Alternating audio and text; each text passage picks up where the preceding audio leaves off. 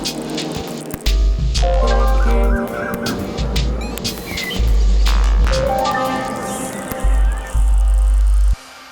your opinion, what would be the best approach to this problem in a global scale?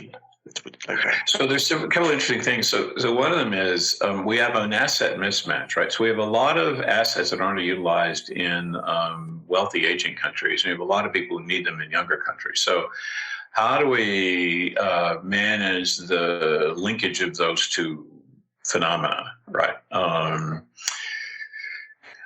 Second one is we need to rethink what we mean by kind of basic principles of economics. So I described how we got into trouble in the earlier case around where do we get concentration of wealth? And let's think about how you would rethink that, right? And then let's apply it to the African crisis, for example, right? So the first point is, it is true that global trade contributes to net wealth, but can we condition that on focusing on creating thriving local economies first? All right. It's true that technology is a solution to many of the problems we have in life and will make life better. But can we first focus on the consequences it has for humanity and design technology around humans, right? And it's true that simple measures focus the mind, but can we make them a little more sophisticated, right? So let's go to Africa. We need to rethink the economic development model, because the model that allowed China, Japan, Korea, and parts of Southeast Asia to come out of poverty isn't going to work for several reasons. First, the world's not buying like it was, right? And so a labor arbitrage only applies when people are willing to buy the products and services you create with low-cost labor.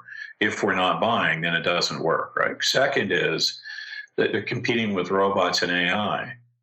And the problem with robots and AI is they get cheaper, smarter, faster every year, and they don't get sick, right? And the third is part of what happened in Asia is they engage in an environmental arbitrage. So they were willing to do things that are environment that we were no longer allowing in Europe and the United States, right, and Canada. That the world's not going to let Africa destroy its environment, right? And so if you take those three things, copying China won't work. So what Africa has to do is find a way to create thriving, dynamic villages and cities and towns where the majority of the economic activity is within them, and then create intra-Africa trade and then compete globally, right? So create thriving local first. Now, I think we need to do that everywhere in the world, by the way.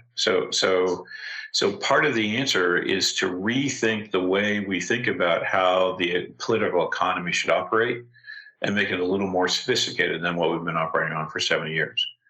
I think the second thing is we have to take a couple things that just won't be fixed fast enough because that kind of thinking is going to take a long time to change. And there are some things that are so urgent we have to address them right away. And I would say two in particular, which is we got to solve climate, and we have to create a massive number of small businesses around the world. And now the good news is those two can actually bring the other crises with them, the solution to the other crises with them on their coattails, if we do it right. So we can solve the climate crisis and actually take care of economic disparity and take care of some of the other institutional distrust. We can create massive number of small businesses and take care of some of the other issues. So those two, what I like about them is, you go back to the UN development goals, they can actually bring most of the goals with them if you do them right.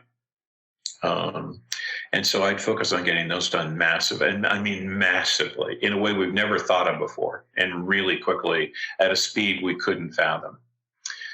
Doable, but we'd have to really think differently to do it. In both cases, it requires a new way of thinking about how we operate in the world.